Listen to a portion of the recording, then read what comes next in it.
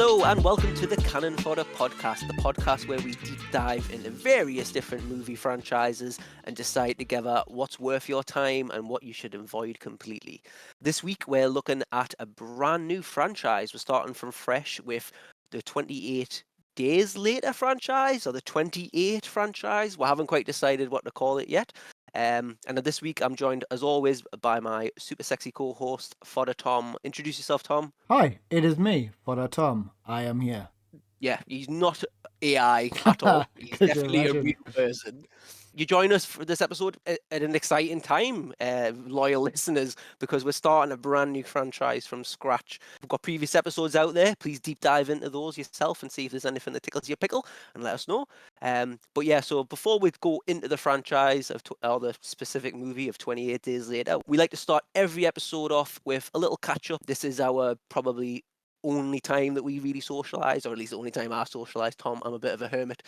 So we start every episode with a little feature we like to call What's Canon On, where we find out what's going on in each other's lives. So Tom, I'll start off with you. What's Canon On with you?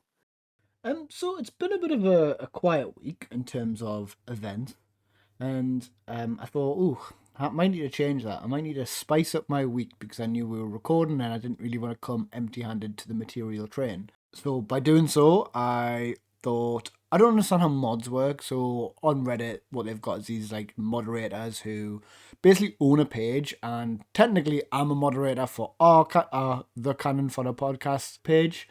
But I was like, I don't understand like how this works properly. I don't understand what the rules are. So I started going through a couple of different pages. I went on a page called No Rules.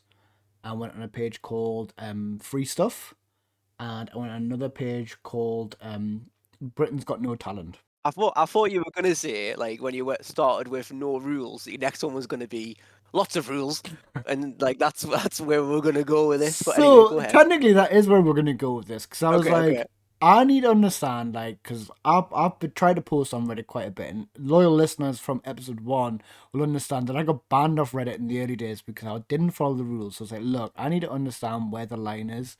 So on No Rules, they literally have everything on there, like from porn to like questions about like life, finance stuff. Like it was crazy. It was a wild west. I was like, I can dig it here. But when I went to post, there was a thing that said, just so you know, before posting, please read our rules. So I was like really annoyed by this, thinking, you've misadvertised this. Yeah, false advertising. False advertising. So I was like, right, I'll read your rules. And they only had like 3 rules, and they were quite straightforward. It was like, no racism, which fair. Like that's a fair rule to have. No like pedophilia stuff. Fair rule. So I was like, that's fine, no worries. So I went to the next one, which I think I said was the free stuff one. And I was like, all right, what's this one? So on this one, people just give away free stuff, but there's rules. And I was like, so what are the rules here? So the rules were like, oh, you can't like promote YouTube stuff. You can't share a post from another Reddit page. And there was something else. I was like, this is a bit weird. Like, if you're giving away free stuff, what does it matter where it comes from? So I tested the waters. I thought, oh, like I've got a spare game code lying around. I'll put it on here, see what happens. I got banned from that page because the code I'd used was from like a website this guy was like giving us the 9th degree on, saying that basically I was scamming people. So I got into a full blown argument with this mod, saying like, look, like it's free stuff. What does it matter where it comes from? Like it doesn't matter. I'm not putting anyone out of pocket here. And he was like, no, like you are the worst kind of human. So um, I had to come away from that one. And the Britain's Got No Talent one was basically fails. One of their rules was you had to have something that was from Britain. Like you couldn't be outside the UK. Like if it was a clip from outside the UK, like that got took down. So, which is like, how can you determine that? Is there someone on this channel, like, is one of the mods, like, looking at the trees in the background, going, well, that's an American pine tree. That would never be in the UK. Like, Yeah.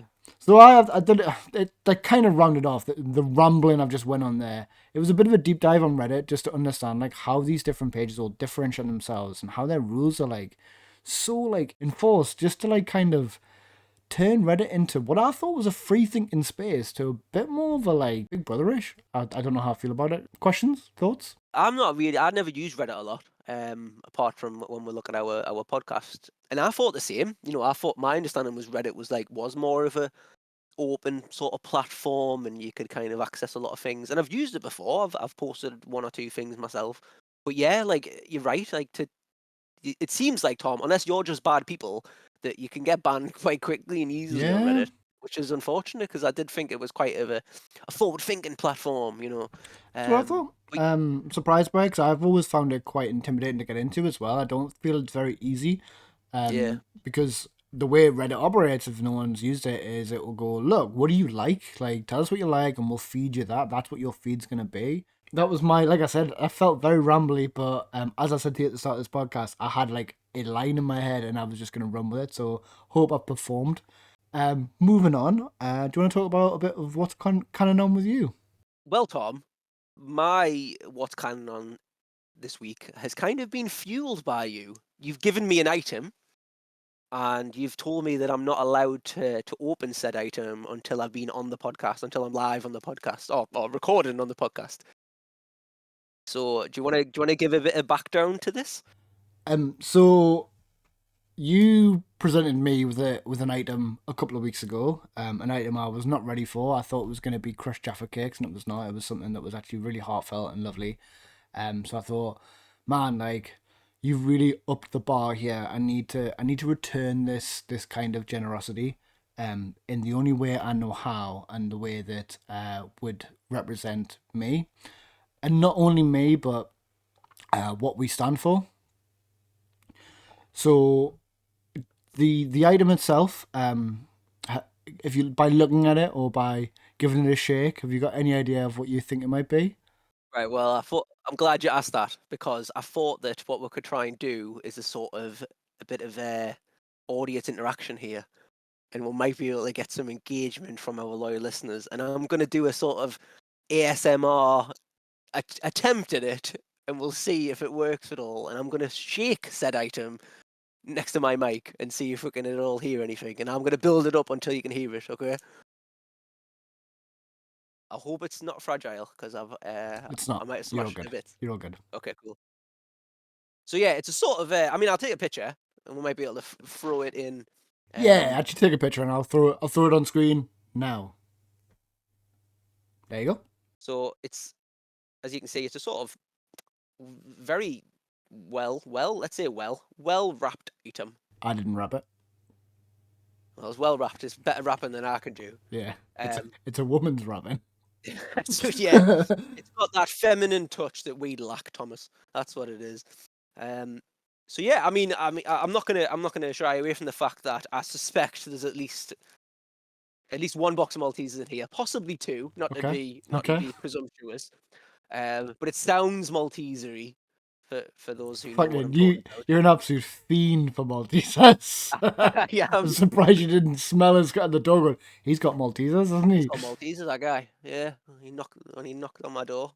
Okay, I'm opening it. I'm peeling the paper. It's not only Maltesers. Oh, it's a giant box of Maltesers. Good. Giant box Well of done, Tom. Maltesers. Yep. It is also an official Canon Fodder merchandise T-shirt. The only one of its kind. The first ever Canon Fodder T-shirt. Have you Wow. looked? Have you looked on the back? I haven't looked on the back. Oh my god, there's a back. There's a back to this T-shirt. On the back. Oh my god, and it's got my title on it as well. And of course, the title, and we'll get pictures in the podcast. The title of me is the talent, obviously, because I'm the talent of this podcast, and Tom's just the bitch workhorse. Yeah. No, Pretty much it. Tom's a valuable part of this team, and that is such a nice gift. And you know what it is? Here's a little sneak peek, right? Because my partner's downstairs, and she just leaves us to crack on with my little nerd things in peace while she watches her nerd things on TV.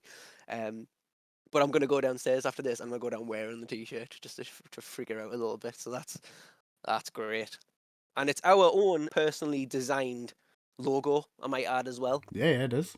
Oh, that's lovely. Thank you, Tom. Yeah, you're welcome, man. But the talent approves. the talent approves. Speaking of Maltesers, I believe the film this week has some Maltesers in it. You're right. It does. Fucking it has a few. Segues are getting better, folks. Segues are getting better. Yeah.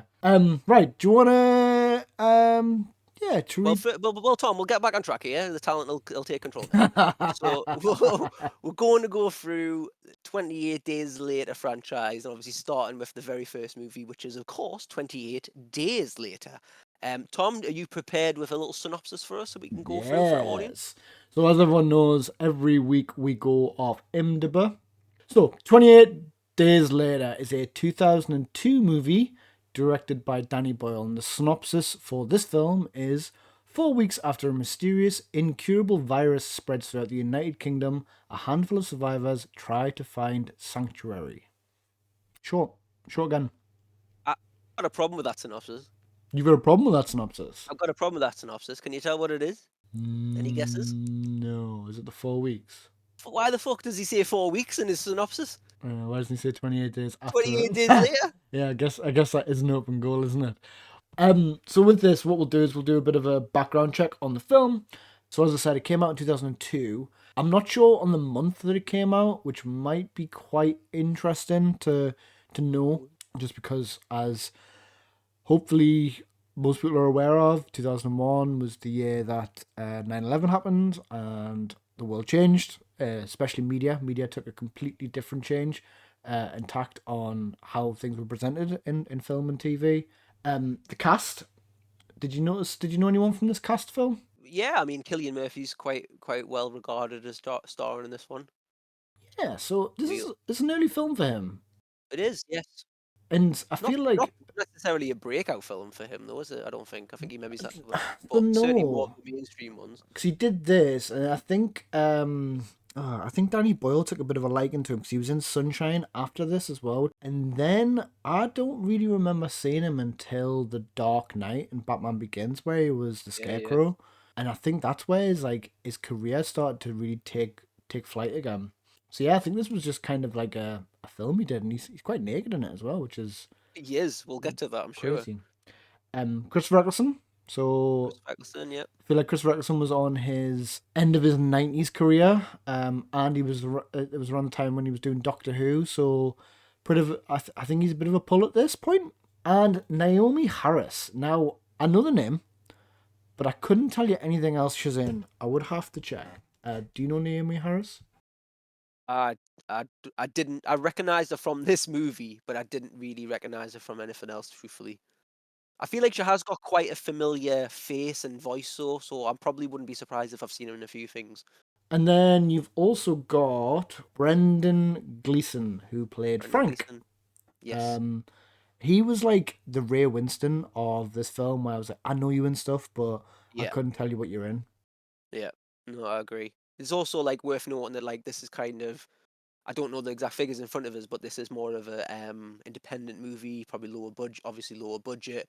And whenever I see those, especially British wise, I expect to see loads of like household British actors Yeah, that are pretty that are much. really that are really really good actors. Don't get us wrong, but of that sort of level that never kind of go up to like the big Hollywood blockbuster movies, like the sound like Cillian Murphy sort of did. But yeah, like solid. Like you say, Ray Winston he's in that Venn diagram of where Ray Winston sort of thing, isn't he? Yeah, Like yeah, he's yeah. definitely that sort of idea. This film was 1 hour and 53. How did that end feel for you? Did you feel it was all right? Yeah, I don't. I didn't feel like it dragged. I didn't feel dragged out. I think there was a good. The pacing was good for it.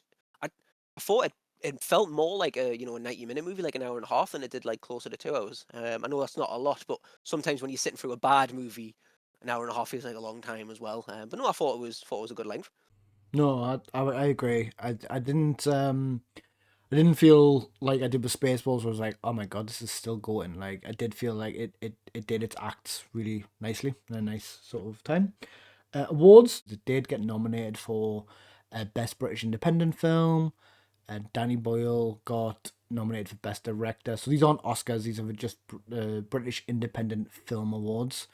Anything else you want to get in about the pedigree of this film?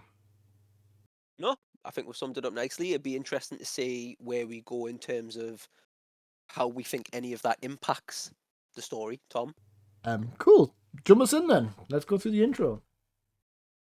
So for the opening, we are met with a sort of we're met with a sort of Cambridge science lab experimenting on monkeys, and we'll have activists coming in. But before then, I think we're looking at like loads of different clips of extreme violence Yeah. from different parts of the world, like riots in the streets, sort of gang wars.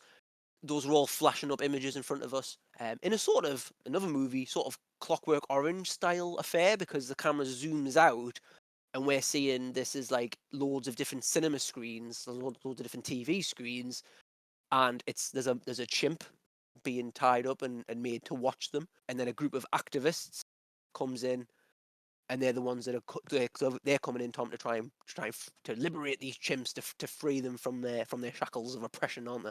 Yeah. So, like you said, these people come in to try and rescue these monkeys. As they're doing so, David Schneider walks in, the scientist, and obviously panics, drops his mug, and he turns around and says, "Look, don't open these cages; they're highly contagious." And he's quite clear when he says Yeah. this. And doesn't matter what kind of activist you are, I'd be like, highly contagious. That's kind of bad. Like, maybe we shouldn't. But these people are like, oh, we're not listening to you, Mister the Man. We're gonna do what we want to do. And I was like, yous look like the wrongins here, and I think it's quite brave for them to be like, for the film to show that the bad guys and the stupid ones here are not the scientists, because David Schneider didn't look like a bad guy. He just seemed like an innocent guy. No, he doesn't have that bad guy face, does he? He No. just has no offense to the guy. He just plays the sort of gormless village idiot very well, and I think even though he's dressed as a scientist, that's kind of the look he has. And yeah, like he just did come in, didn't boot off too much, just ran to security phone and just tried to stop them essentially. So this scene is 5 minutes in. For a zombie movie, let's talk about the elephant in the room. Is this a zombie Yeah, movie? yeah. Is this a zombie movie? I didn't think we'd get into this so soon because quote unquote zombies aren't even on screen yet. Yeah. But yes, that's a burning question, because if it's when we said like we're going to do the 28 Days Later franchise, straight away I was like, zombie franchise, cool, all about that. But yeah, as we go on, is it a zombie movie or not?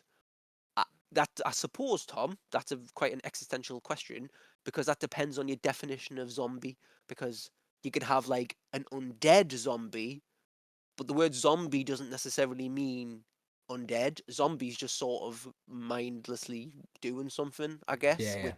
which is what these characters and what these sort of monsters do in this Oh, movie. so do you think they're mindless?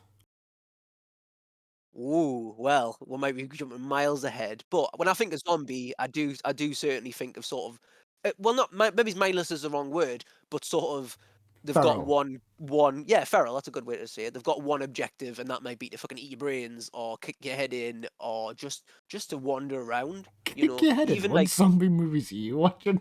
well, Hey, 28 days mate, later, I'm that's a what they do zombie. for you, I'm mate. gonna kick your head in. Kick your head in, pal.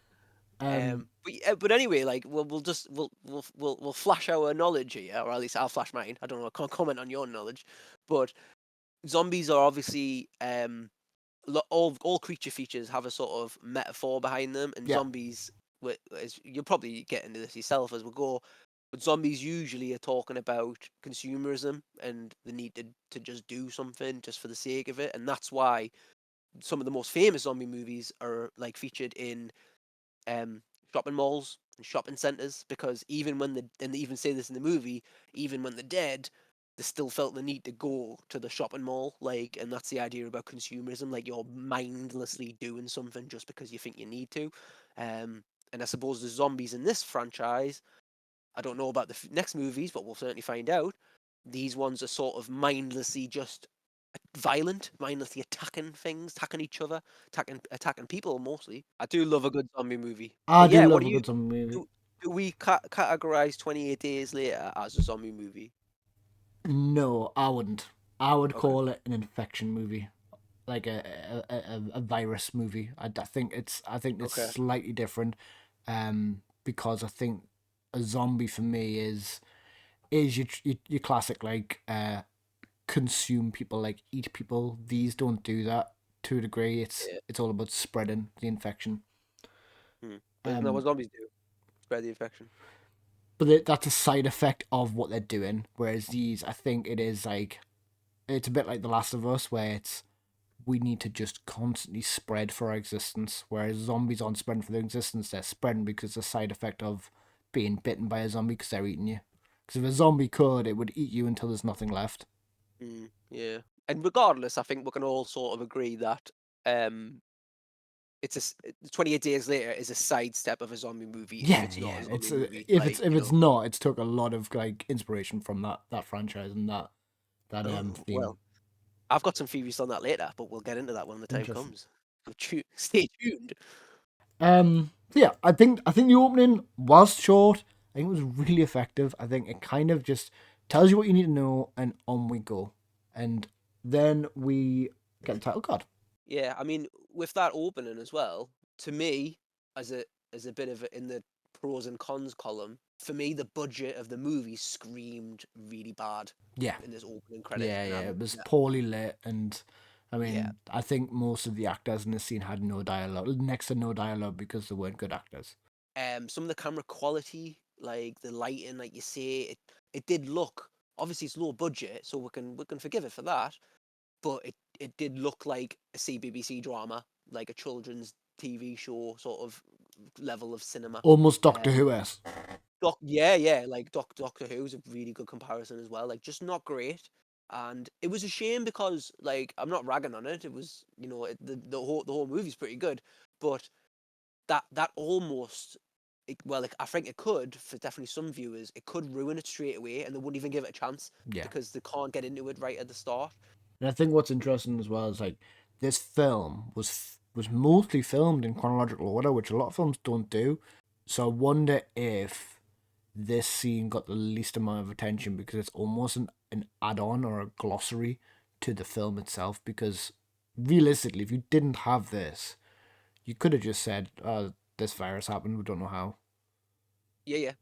You don't even need it, do you, technically? Nah, Like, not you can really. start the movie with, like, And well, the next scene don't get into. And I wonder if, maybe some test audiences, they looked at this and they went, "Oh, well, how did it happen?" And that could have been a question, so this was just tacked on. Yeah. You just don't know.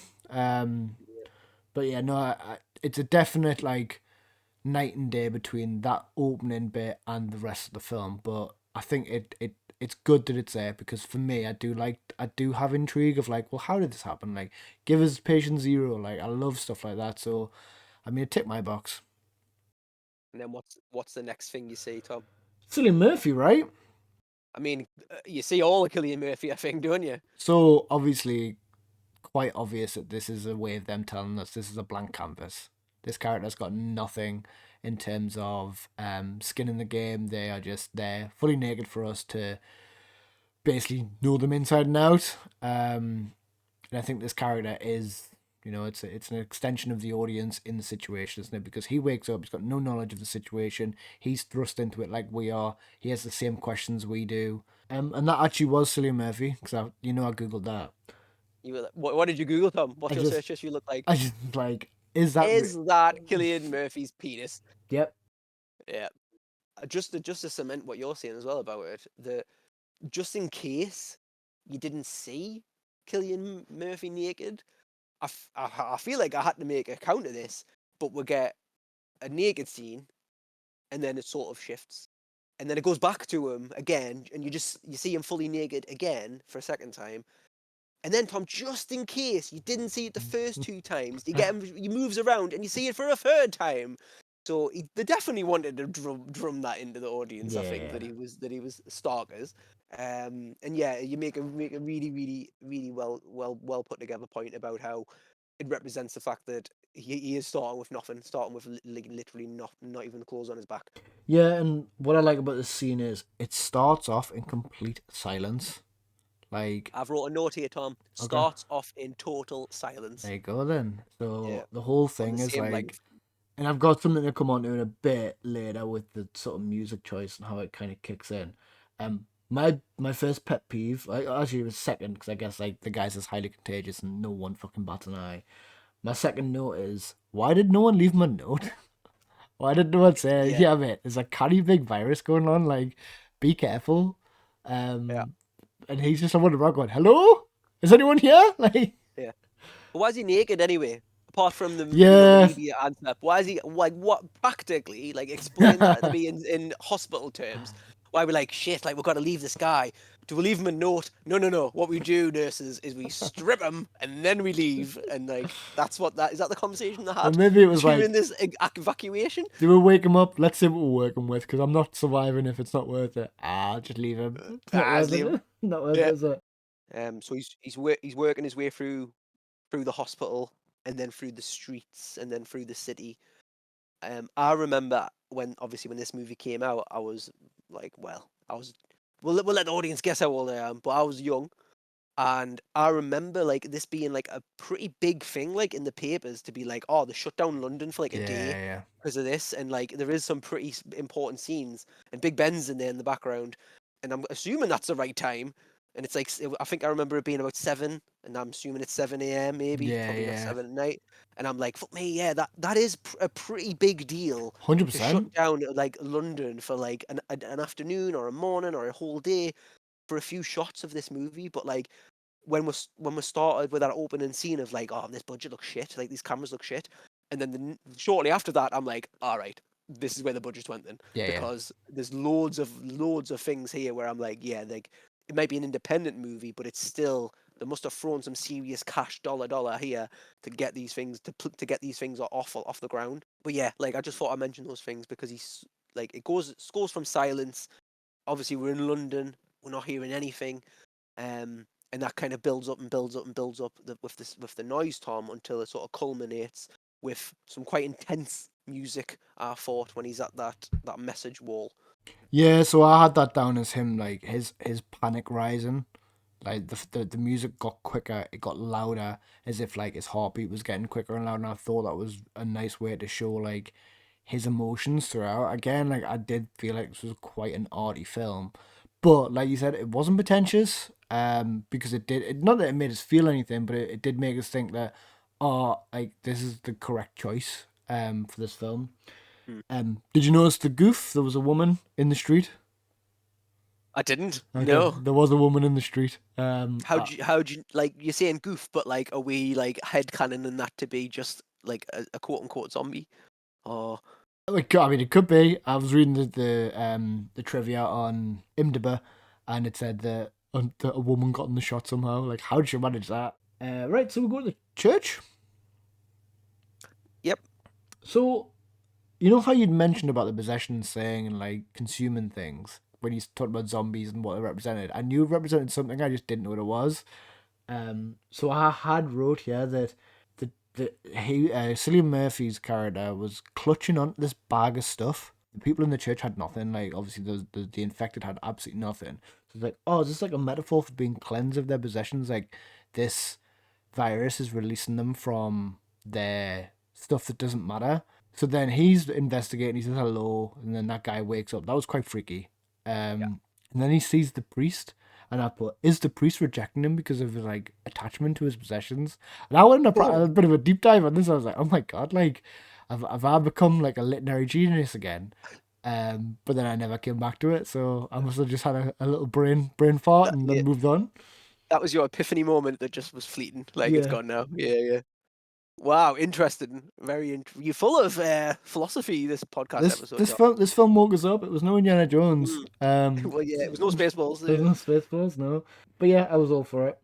What were your thoughts on the church scene?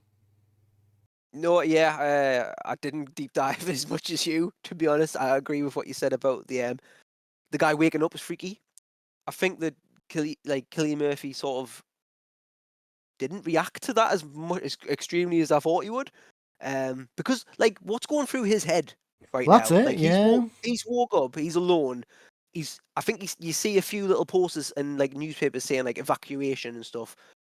You know, we don't see the guy stand there and read a whole newspaper article about everything that's going on and reading all these killer chimps and viruses and stuff. So we're still under the impression that he knows very little or nothing. And then he goes into the church, sees all these dead people, and then sees a guy stand up and like look like, let's be frank, looks like a zombie. But again, coming back to the classic trope of zombie movies, and this is or isn't, but it's all in that sort of ballpark where zombies, the characters in a zombie movie usually don't know zombies are a thing. zombies don't exist in zombie movies. That's why Yeah, that's yeah. why infections spread out. Like, we all know, if I saw some guy running down the street with guts hanging out, like snarling, grabbing people, I'd be like, that's a zombie. I'm away. Or Yeah. get my gun. Got to shoot in the head or chop its head off. But in zombie movies and zombie franchises, that's not usually a thing, with one or two very minute exceptions. Like, they don't know that zombies. Usually don't even say the word zombie. Like in Walking Dead, it's walkers, for Yeah, well, example. I was gonna Um, say one of my favorite jokes in Shaun of the Dead is where the mate, I think it's Nick Frost, calls it a zombie. He goes, "We're not supposed to use that word." It's yeah, like they're obviously having fun about like, no, we can't say zombie. We're not allowed. yeah, exactly. But what was he thinking at that point? Because I would have absolutely crap my pants. And then he hits the priest, and he does this quite instinctively, I thought. Which I don't know if that's like an element of foreshadowing of like fight or flight. Yeah, And that it's shown that instinctively he's a fighter, but he doesn't quite know it yet. interesting. Yeah, good point. And then we're introduced to some new characters, or some characters, because I guess we've not really had any characters yet, have we? We don't even know the main character's name. No, no. Um, so who do we get? We, Did you? I, we, I don't know I can't remember the names. Oh, I can. Selena. Yeah. Selena's the girl, and I absolutely cannot remember the guy's name at all. Come on, very generic name, very generic British name. John. Oh, close, Mark. Oh, okay, Mark. So we get them two, and then we get a bit of backstory about our main character, whose name is Jim. Jim. Yeah, again, very Another generic British very name. generic. Yeah. And Jim's job, we find out he is a Is he a bicycle courier or a yeah, he's courier? just a courier again, normal dude. Like he's no one special. He's no main. As the kids say today, he's not like got main character energy. No. He's very much just like, oh, I'm Jim. I ride a bike. How'd you get that? How'd you get that gash on your head? Looks serious. Something. I fell off my bike. Like, you know what I mean? It's very like generic stuff. He has something for you though, like just random again headcanon, which we'll talk about a little bit. Ha- What evidence have we got to say, Tom, that he's telling the truth? Oh, none. None at Absolutely all. none. But Who knows? do you not think he comes? Like, do you not think he does a good job of coming across believable? Like, I'd believe him. I do believe him. I don't. It's just interesting. So then Selena or Mark, I can't remember who does it, gives him an exposition dump, which in total gives us an exposition dump for the past 28 days. And then we got some horror rules, which I quite like. I quite like it Yeah, when a film does this. It's like go together, um, run or whatever. I can't even remember what the rules were. They were quite like basic rules. yeah. You forgot them already. Yeah, yeah. Yeah, it's like You would be dead in I'll this be dead. apocalypse world. Yeah, I'll be but it's dead. Celine. It's. I think it's Selena, isn't it? That's given the rules. She's like the Yeah. kind of. She's the switched on badass at this point in the movie. Like, she really is. Like, she's She's took the lead. yeah, she's a survivor, isn't she? She's the one of like I'll do anything to survive, and I think her character arc is quite good. But yeah, like so, what were your overall thoughts on Selena like first meet her? Then Badass is one word, but also bitch might be another word. I thought she was Yeah, very cold. She was very she like was. I don't give a shit about any of you. Like you are here to keep us company, and that's it. Yeah, I think she was using them in a way to protect herself as well. Yeah. But the actress as well, like for like she portrays herself in such a way, like as when she's acting in this movie, that it was believable, it was buyable. Like, I think she played it really well. It did convince us, like, oh, you're like actually a bit of a hard ass, aren't you? Like, Yeah, yeah. that was her character. Then what happens? What do we do? Well, the take refuge in the shop, Yep. in the sweetie shop. Get And then Tom, Maltesers. most exciting bit of the film. Yep, there's a big bag of Maltesers, a big box of Maltesers, and I was like, yes, I remember. I remember that being different when I was a kid, but the Maltesers were definitely there. That's the important part. Maltesers were present. I was waiting for the scene because I didn't remember the Maltesers at all. You'd clearly like latched onto that when you saw it as a kid, and I I was did. just like, whatever. Yeah. Okay. Yes. Next scene, where do we go? Well, Jim is talking about his family, and they're shutting them down a little. Like, Selena's shutting them down a bit, but I think they agree to go to Jim's home, look for his family, check on his family, and then he makes his little journey home. Yeah, and I found their house quite clean. Like out of everything we've seen, where it's been quite like messy and like there's just shit everywhere. The house wasn't Yeah, barricaded. It was just like nothing. It was almost untouched. yeah, he is one of the problems when you have with like infection movies, zombie movies, like apocalypse movies. That like Walking Dead had the same problem as well. It got critiqued a lot because they went through different like suburbs and all the grass was cut, and it was supposed to be months of like zombie outbreak and all the grass Yeah. was cut, and it was like that. Like to talk about what you said earlier, like suspending your disbelief is harder because it breaks that immersion, doesn't it, a little bit? You're like, oh yeah, zombie. Like it's easy when you're looking at London and it's empty, but when you go into a house and it's like, oh, there's no dust. It's like, well, where's the dust? Where's all the like you say, you'd expect it to be maybe a little bit dirtier. But yeah, I think that's a running risk when you have a movie like this that you have to get that fine balance between, especially when it's low budget. Like you want to have a bit of realism, but you also be like you can't do everything for every Well, scene that's because it. Just it's too much. have some bodies on the floor or something. You know what I mean? Like on the grass to hide it. I don't know. There's ways around it if you because obviously you can't just wait. You could just add grass, I guess, but you can't add like loads. Um, but Yeah, yeah, maybe that was just to talk about the artsy element. Maybe that was just to give Jim the bit of familiarity and comfort of home, and yeah. he's got that false sense of safeness because oh, like everything's so different, but my house is the same. Like everything's still the same here. Like it's okay. Yeah, because he does have a flashback at one point, doesn't he? And he's almost quoting the flashback. So first I thought he was watching a movie, and I was like, "This," or was he watching a movie? Because the zombie obviously comes in, but I didn't know if the infected comes in, but I don't know if that was because of the noise or he just came Yeah, in. yeah, yeah, yeah, yeah. Well, I remember that bit as well. I wanna draw you back in a minute to a scene before that, but to talk about that for a second, yeah, like I think that was another sort of artsy version of it because it was as though he was watching like a projection Yeah, of this. But obviously, if you think about what the memory was, it was just like his parents kicking about in the kitchen. It did look like a projection, and that was the point. And it's just another one of those arty elements. Like it was a metaphor for his vision of what he was seeing and his flashback. But I think that it drew in the infected because he lit a candle and he's walking around, right. and that gave the flickers of light, which also kind of looked like flickers of a projector as well. And that's the thing that blew it for them. Okay. Did you say there was another scene you wanted to draw back to? Yeah. So he goes upstairs. It's all sad. He finds his parents who have committed suicide, and they've left him that note saying that they don't want ever like he's asleep because he's obviously in that coma. They don't want him to wake up, and they've took sleeping pills and commit suicide to join him. All very sad, very very sad. The bit that broke my immersion here is like he puts the lying in bed and he puts a sheet over them or the blanket over them. He leaves his dad's head out of the sheet. Did you see that? No, I didn't. It's just his dad's head poking out the top, and I'm like, what's your problem with your dad? Like, do you not like your dad? And I've ran with that a little bit for a few more scenes of this movie because I'm like, his mum leaves him the note. It looks like it's handwritten by her.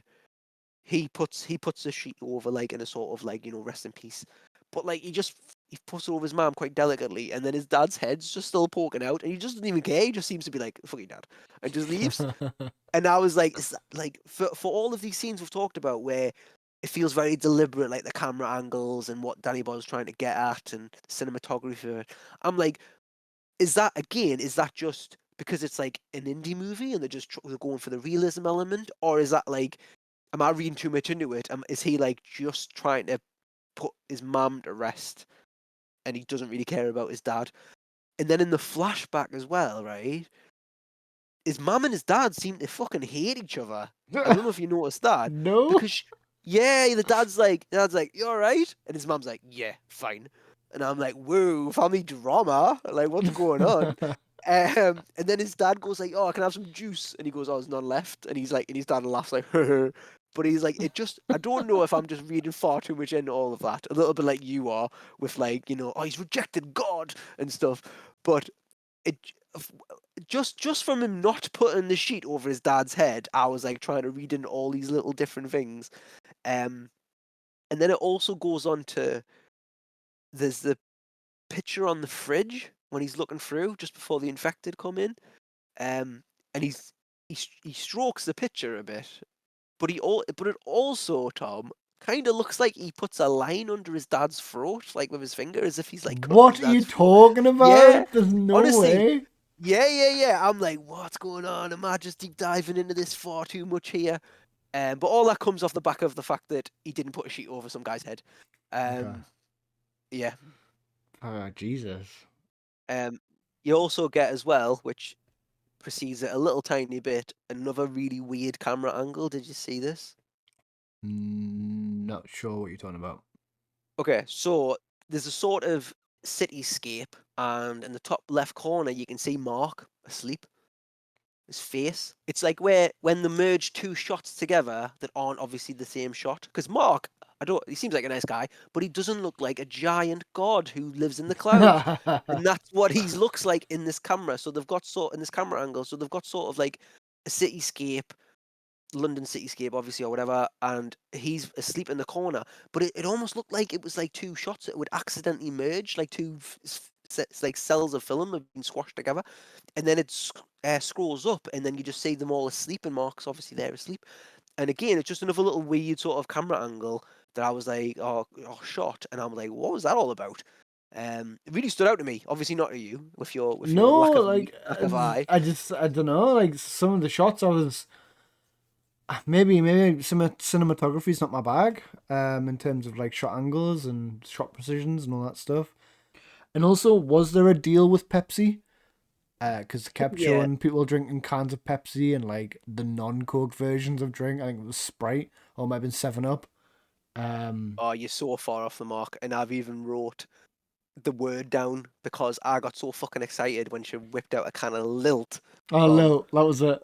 Lilt. I was like, Lilt! And I've even wrote it in capitals, and then I put Lilt, and next to it I put RIP because it's discontinued now. Is it So discontinued? it's discontinued. Yeah. No. I know, devastating, isn't it? Oh, I could I think they've murder a just can of Lilt right now. Lilt was a banging drink. Yeah, Like, I it's think such what a they've done is they've shame. just they've rebranded it under like a different type of Sprite or something like that. But Lilt, the brand is gone. Yeah, it's gone forever. No more Lilt. So I can't This even could buy be the like only movie with Lilt in. I don't know any other movies with Lilt in. the Liltiverse. The Liltverse. Yeah, let's do a franchise on that. Yeah, and I've put the characters overall all seem switched on. There wasn't anyone where like normally in a zombie movie you get like the dumb person who like kind of just does their own thing and gets killed in a really stupid way. That wasn't here. It was all people who like I guess survival of the fittest, survival of the most brain. Survival of the most brain. Yeah. Tom, you are so fucking dead if there's ever a zombie apocalypse. Cheers, man. It's a compliment though. You got the most brain. They want you. That's true. Yeah.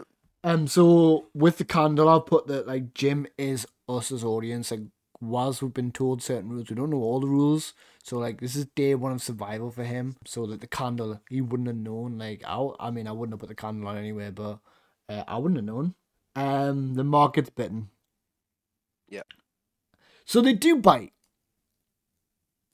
Do bite. and I think I this think is one of the few instances where we see them actually bite. yeah. I think it's because it's if you go back to where the origin of it is, it's just like mad ass chimp, and a mad ass chimp is gonna bite. It's gonna scratch. It's gonna attack. And I think that's just kind of what the virus does to you.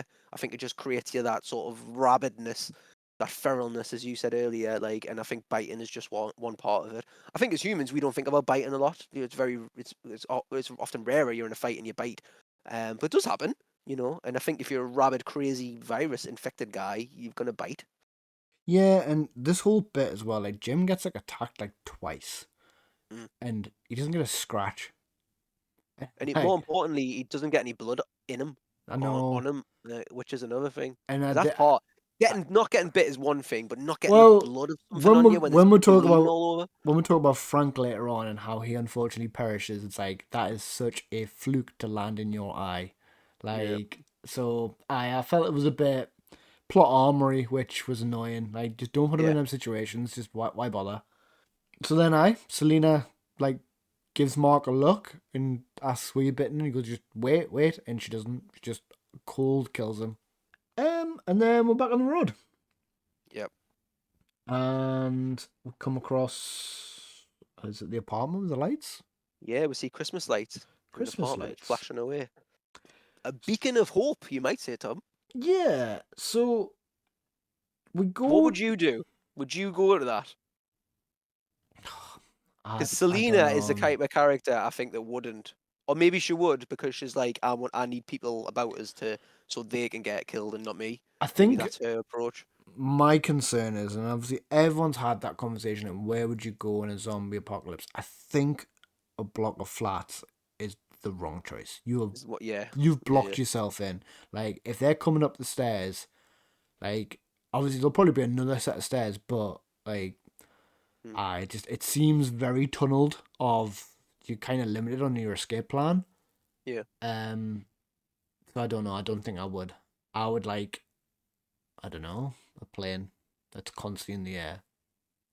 Are you just gonna whip out your private jet that you've got, Tom? Are you? Yeah. All seriousness, I would probably think like a crane. Boat as well for me. A boat. Boat's not a bad shout actually. Yeah, on boats. But what if they can just walk on the ocean floor and then you've got Oh, your Pirates of the Caribbean style. Pirates of the Caribbean style, yeah. Yeah. We just Well, don't that's know. fine at the bottom of the ocean. Well, I'm not gonna go fucking swimming down there. No, it's fair. So, they go up this shaft to get to Frank and Hannah. Yeah. So Cillian Murphy's character Jim just goes like starts screaming like "Don't leave me," and I was like, I'm not on board with this character anymore. Like he is like he surely knows from the 2 seconds he's met Selena that she is left, she's gone. She is leaving your ass, mate. Yeah, like no begging is gonna stop that. Like bye. There was also as well, even before that scene, right? Where again, maybe this is a script that we're questioning here a little bit, but she's sat there and he says like she's quite caring at first. She's like, "Oh, you're dehydrated and you've only ate sweets, so like here's some paracetamol. Here's a lilt. Do you want a kind of lilt?" And I was like, "Oh, she's banging. She's giving lilt. Like she's top dog her." Um, and then he is infected, right? And she screams at him. Bear in mind, he sat there With a like headache. dying with a headache, right? Sat there like just like, oh, I just need a minute. I'm just gonna be quiet for a second. She hears a slight rustling like at the bottom floor, and then she pelts out as loud as she can, quiet at him. And I'm like, fuck me. Are you dumb? Like you don't scream quiet at someone when you're trying to be quiet. So my question here is like, is that just like really good scripting or really, really bad? I think it's Because really bad. it's I just think there was yeah. definitely some poor choices in the script. Like I said, I didn't like that bit with him begging for her not to leave him. It for me like because the character like is on an arc as all characters should be of like growth, learning to survive. And it's almost him regressing this early on. If it had been earlier when he'd first met her and he was begging for her not to leave him, like I'd get it. But he's seen her in action now. He's seen her kill like someone who, assumedly, is her lover. You know what I mean? Like we don't know their Yeah. relationship beforehand. She's just absolutely stone cold killed them. So him begging like I'm a stranger who's like holding you back. I know I'm holding you back, and I'm screaming for you to not leave us. Like I might as well be talking to a wall. I might as well be asking an infected not to bite us. Like She even said a couple of minutes earlier, like, I'll do the same to you. Like, yeah, just so yeah. you know. Like, he's like, if you change So your mind, please. Like, no. weird, weird. So then we meet Frank and Hannah. So this scene where Frank invites them in and they drink whatever that green stuff is. I think it's like absinthe. Yeah. This scene shot on the day of 9/11. So this celebratory scene of them celebrating like Wow. whatever survival is shot on 9/11. And And like it's in a tower block. yeah. Holy shit. Obviously it wasn't done on purpose, it was just No, unfortunate no, no. timing because how would they know? Mental. But I'll put this down to like so Frank as a character. So what's your overall thoughts on Frank? I was waiting for the sort of turn. I was waiting for the hidden agenda. I was waiting for him to, because he's a big guy, right? Yeah, he's a big guy. Like, he's also like that sort of I think he's played roles like this in the past as well. If we look through his IMDb, where he's been like the nice guy to your face, but then also like the absolute psychopath as well. Sort of like the Ray Winston type, like genre, like we said. But I was waiting for him to turn evil, you know. Okay. But he just stays nice. It seemed a little bit too nice to be true, and that's where probably Selena's like doubts are coming into play as well a little bit. But Jim's just like they're just nice people. They're just nice people. Yeah, Which I suppose he's right. I think there is an element of he does have a facade. Like I think that everyone when they meet someone for the first time, like especially in normal society, this is completely different. Like I think Selena when she meets someone, she doesn't hold up any facade. Like this is who I am. Like I've got a wall like God in me. Actually, it probably is a facade because she's not showing her real self. We don't see her real self to the end of the movie. And with Frank, I think it's I'm just a dad. I'm a nice dad. I'm keeping it together for my daughter because I don't want to show that actually I'm fucking got no idea what I'm doing. And it's later on when we get to the military base that he starts to kind of freak out and show his real Yeah, side yeah. of I'm shit myself. I don't have a plan here. So I definitely think you're right that he's hiding something because he's hiding something from everyone because he doesn't want to come across he doesn't want to panic Hannah. Like, and that's the same thing. Like any dad would do, you know, in any situation, you would remain calm and composed for everyone else in the room. Mm. There's So also like it talks of like just to cement the sort of desperation he's maybe at. Would see like a few scenes where it hasn't rained in like 11 days, yeah, and he's like basically saying like I'm fucking running out of water. yeah, and I found it interesting that he has that conversation. He has an earlier conversation with just Jim. Like it's almost like man to man.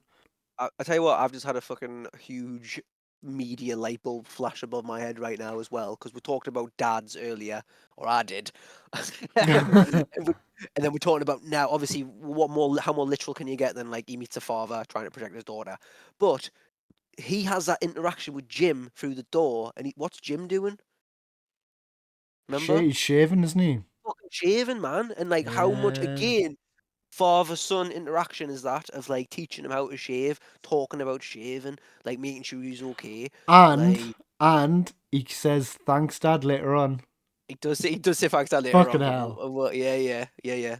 There you go. Then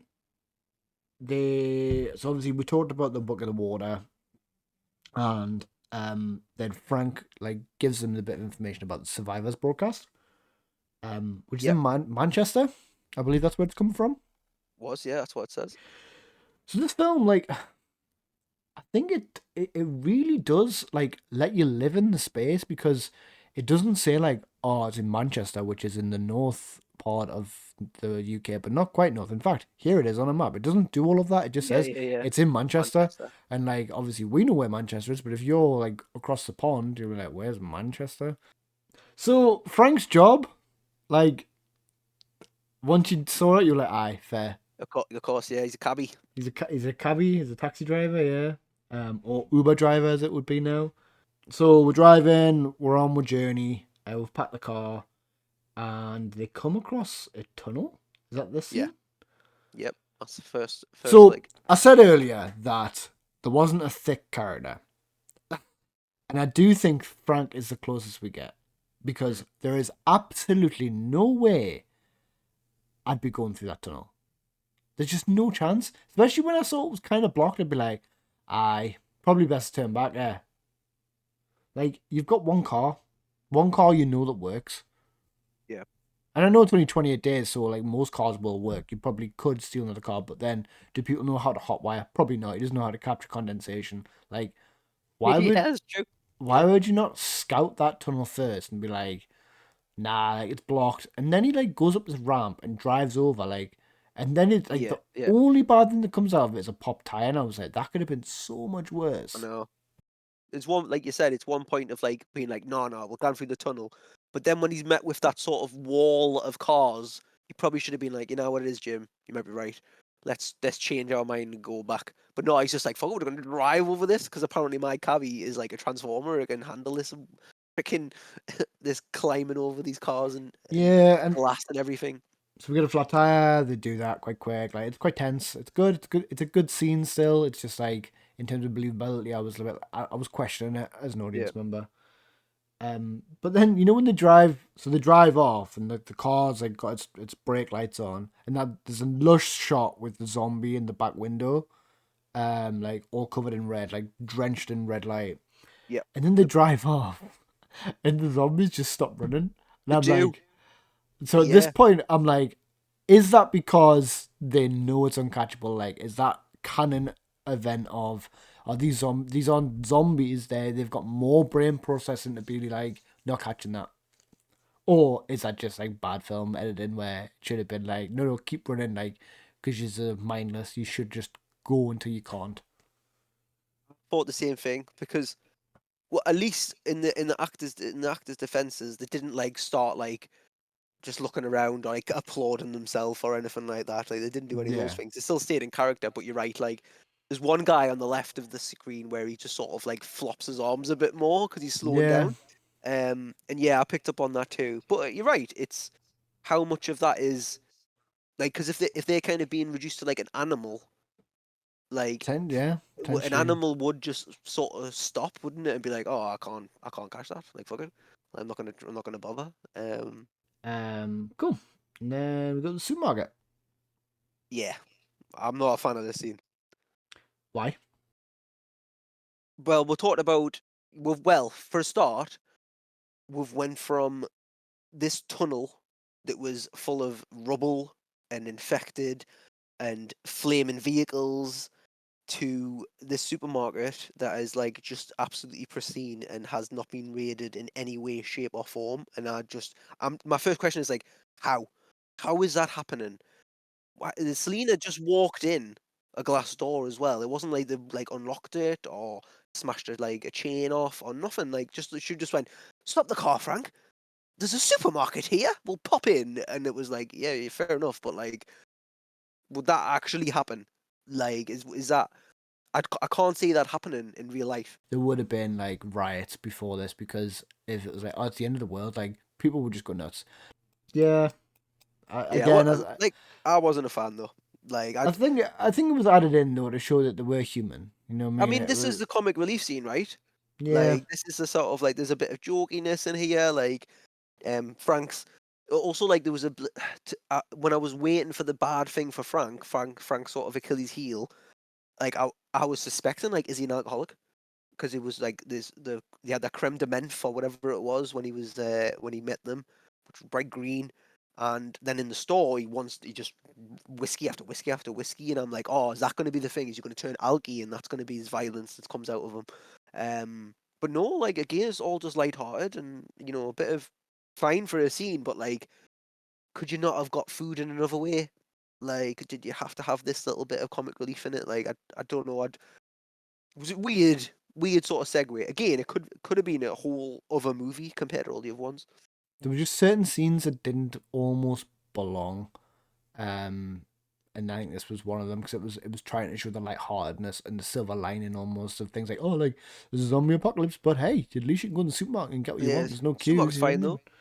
It's hard though, isn't it? Like I say, it's hard for me to immerse myself in like the horror of it all when I'm like, I could just pop to the fucking supermarket though, just like fill up my trolley and Yeah. come home. Like it takes away that element of worry.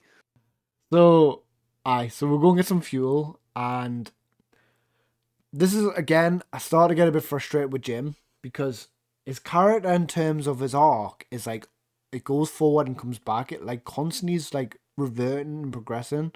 And I found this one like a massive regression because I don't know if it's a regression. It's a I guess it's showing he's got confidence because he goes and picks a fight with an infected.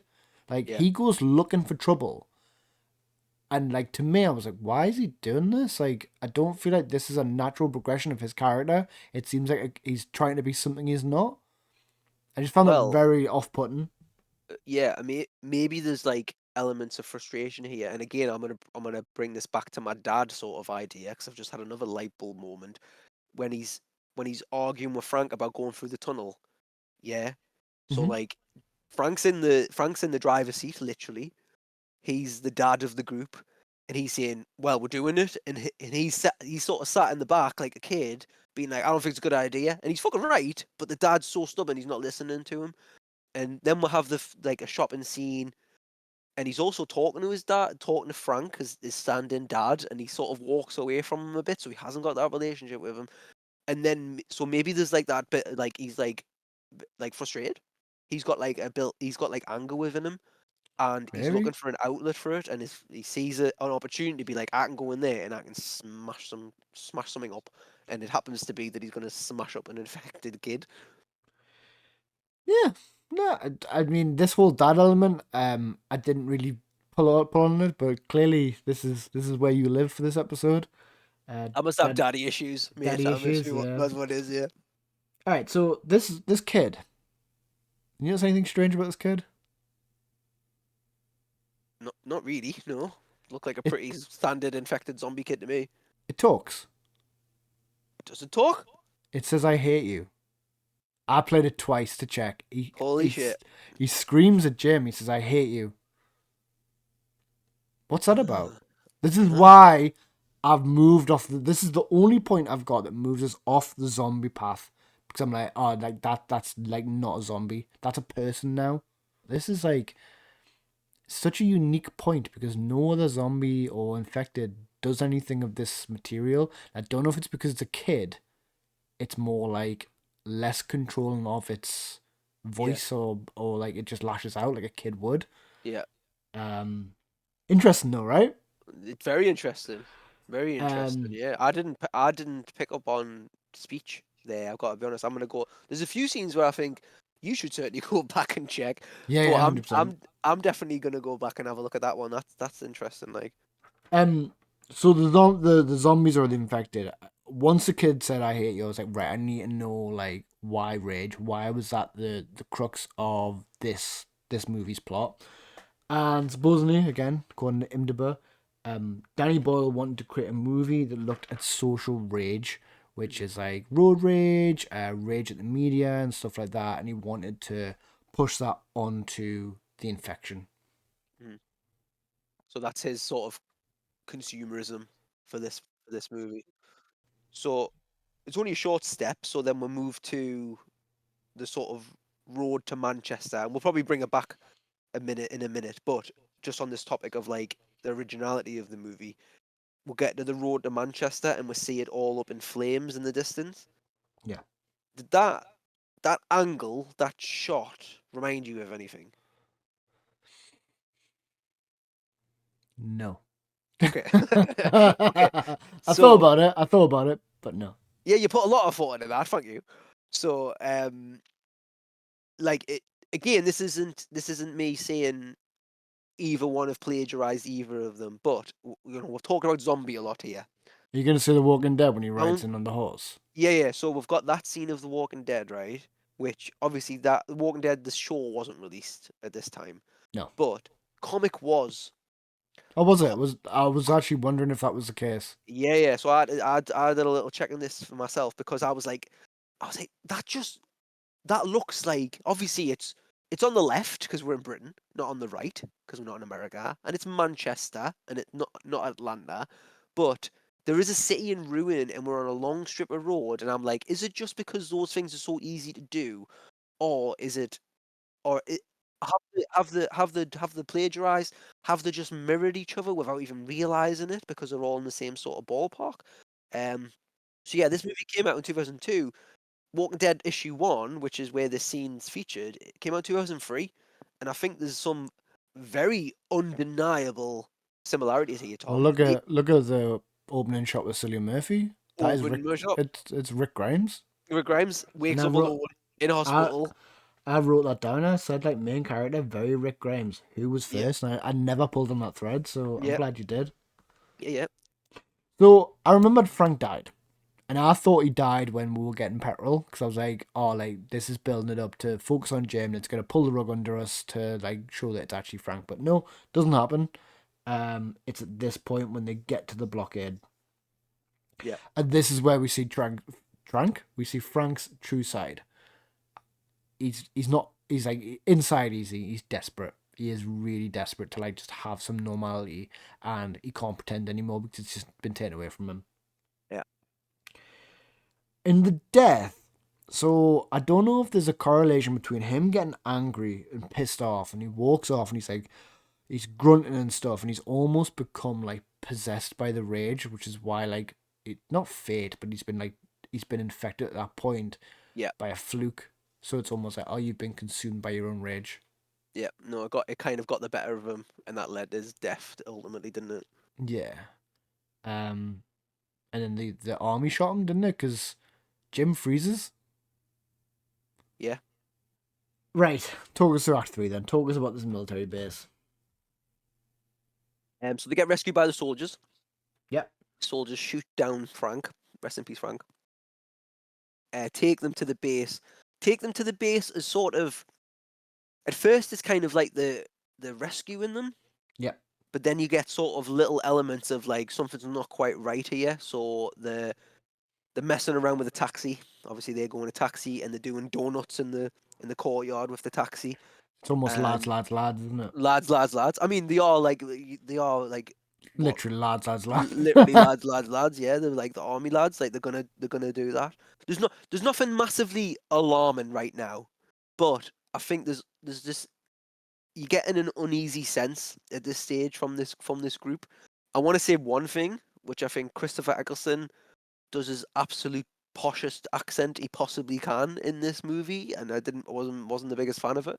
Is that not him? Like, so again, going back to everyone having masks, is that not his facade?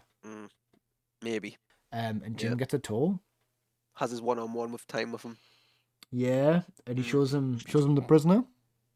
Does show him the prisoner. One thing I did pick up is just the idea of research. Like, I think it's one of those things of keeping your enemy close, and it's the Chris Sinclair had a militant mind of understand thy enemy, like that whole the art of war thing, and he talks about starving to death, which I don't know if you know much of the second film, but that is literally how they get over it in the start of the second film. It's we just starve them out.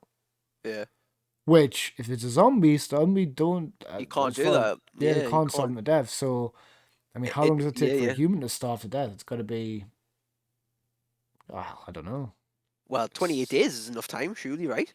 Like, But I think that they've not been starving to death because I think that there's been enough of a food supply in Britain, which makes sense for 28 days. But yeah, but they're not eating, are they? Are they well, that's eating? it. Yeah, no, I think about it. It's in starve to death. You never see them eat people. It's just spread infection. Yeah. What are they eating? Probably Maltesers. Like Maltesers, yeah. Genius. Okay. What else you got for this? Not a lot, to be honest. There's an action scene. We see them laying mines. We see them protecting the base with the sort of turret that he's on. It just throws a lot of elements at you at this stage, and I'll be honest, I don't think I saw the sort of twist coming. I didn't, and I found the twist quite disappointing because I feel like this film was just putting you in an experience of like live the life of these survivors, and you know what it is. I don't think it's the film's fault why I was disappointed. I think it's because of how many times I've seen this trope of the humans were the bad guys all along. Like I'm just like it's like almost roll your eyes at this point when a film does it. And I think like I have to give this film some credit 'cause it's probably one of the earlier ones to do it.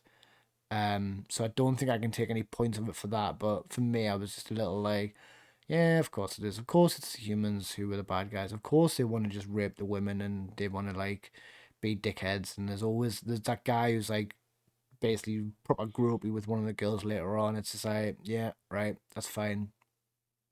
So that you as an audience member kind of are rooting for the infection to get to them. And I've seen it done. I've seen it done better. That? Yeah, would you have seen that in 2002? I suppose. No, that's what I'm saying. That's why I won't take Yeah. any points of it because I think this film is quite early on, and I don't think it should be marked down on that element. But like I said, I've seen things do it better now, and that's only because of word from probably this film. I'll tell you one thing that is worth talking about in this military base, where I don't know the name of the character, but we've got the one sort of army man, let's call him, who doesn't fit in with the others. The guy that gets chained up with Jim. Oh, the one who's like he's like talking sense, and because he mentions that it's just the UK that's infected. Yes. And that's kind of the first time that idea gets brought up. Which is interesting because I think it's a really good idea. Yeah. So then Christopher Eccleston obviously tells Jim his plan that, look, like, my men are going nuts. Like, they need women, and like, we're gonna use these women to breed, basically. And there's also there's the line mentioned of people killing people, which is just foreshadowing for the end of the film, I think. Yeah. Because that's all it ends up being, isn't it? Just people killing people. Mm. And I have put it's kind of fucked up, this bit of the movie. Like, just that that's their plan to dress the women up, which I found very uncomfortable. Yes. Yes. And Um, Christopher Eccleston's character also like said, "Oh, I've promised them women." Well, yeah, why the fuck did you do that? yeah, exactly. Like, why? My thought on this would be like, why don't you just move? Why don't you just? You've got vehicles. You're obviously well equipped. Like, go out there and like find some women, like in a nice way. Meet some women.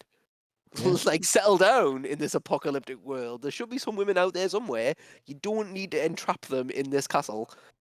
Is it just maybe this is why we had that scene earlier about the whole supermarket, and it not being ransacked, but like maybe they're just trying to just say that there's that little people left. Like Yeah. there's like 10 people in a place that had 10 million before. So like there's hardly anybody. Because his plan is, oh, we're gonna stay here and we're gonna put a radio signal out to get women to come to us. So yeah, that sounds like a pretty crazy ass plan, man. Like, It sounds like a plan I had when I was in school. Like, yeah, guys, we'll just put this out and the women will come. the women will come to us. Genius. So then Jim gets taken away with Sergeant Farrell. That's the guy who was outspoken. Yeah. And there's a conversation earlier that, again, just this is the bit where, like, this third act was a bit like not all over the place, but it felt rushed. Yeah. Um, because there's a scene where, like, Christopher Eccleston says, "Look, you've killed someone to be here. Like, that's the only way you'll survive in this life." And he's almost giving him advice, and he literally takes that advice in the next couple of scenes of like, "I'm just gonna kill everyone then. Fine, that's not a problem." Um, we see some like infected later, and I think this is the first time we see northern infected like zombies, Right. and they're fucking naked. They'd have to I'm be like, naked. I was like, Oh, what's yeah. going on here? Why are the northern people naked? We're Like, there's just savages, Tom. no way. I mean, you could like, you made some lovely comments at the start about Jim being naked. Creepy, but you did. And maybe that's just tying it back into that about drawing the comparison to like why Jim naked at the start, and now got these infected naked, and then obviously, well, how does that tie in with Jim and his character, Tom? How does he develop now in this final sort of act? So he gets captured. Then he escapes captivity through a fluke. Sergeant Farrell unfortunately gets shot. He loses his shirt because of a fence, Yeah. and then he almost becomes exposed. And quite feral in himself. Hmm. So yeah, then obviously Jim takes charge and just kind of like sets a trap. Becomes really Yeah. confident in his ability to sort of kill these soldiers, which was like, where's this been? Where's that Which come from? Yeah, he becomes. I've wrote this down, like a commando style badass, like out yeah, of nowhere, like um, even to the point where he's like basically shirtless in the rain, taking down army men, and I'm like that couldn't be more badass if it tried. Like, and then I've put here like, did the zombies bite? So I'm really trying to remember at this point. Like, I don't know if I've seen a zombie bite. I saw Mark get bitten, mm. but I don't know like if he just bit himself. I was like, hold on now.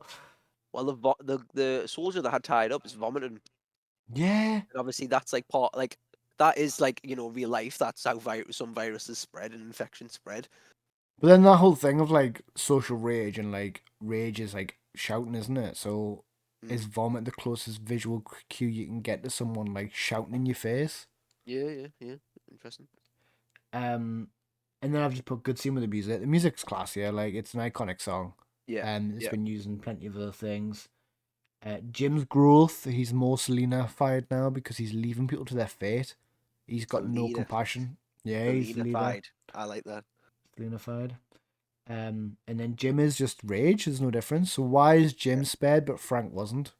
I suppose if we've talked about what Frank was doing, which was a point you made earlier, he was sort of rejecting it.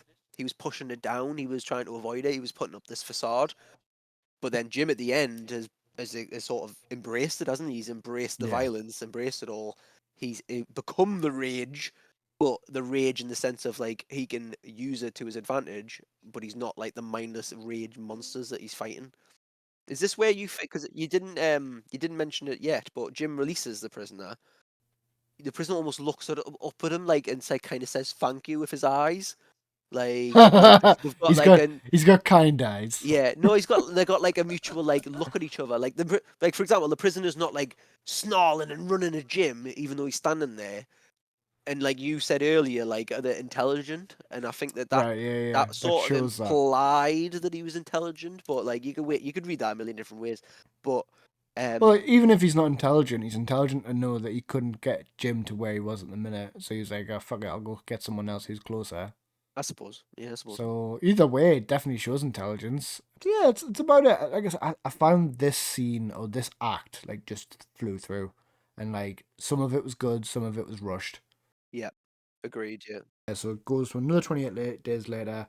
Jim is in a house somewhere with his fellow survivors, and a plane comes past, and they don't say help, which I liked. They say hello, yeah. which is like it's not admitting they need help. It's just like, Or oh, we're SOS here. as well. I Yeah, thought they might have done SOS. which would have cost them less sheets, Yes, save on that budget. You know what I mean? But they just write hello, which I thought was quite poignant. Of like, oh, we're surviving. Like, yeah, but you know why? Also, why they did hello. no, So the last letter they do's O, yeah. yeah, So the big word they put on the hill at first is it's hell. hell. Yeah, that's why it's that way. But what's that got to do with anything? Because they're going from hell To to like a hello. future. Ah, right, okay. Oh my god, God, do I need to explain it all the Tom? Come on now. So what did the horses mean? Yeah, who's this horse for? So the guy who's driving the plane is Finnish. Do you know what he said? I have no idea. I don't speak Finnish or whatever language they speak in Finland. So he asked on the radio, "Will you send a helicopter?" Oh, So it's not guaranteed that they get saved. I think that is the film. Is there anything else of the film you want to talk about? no, that's good.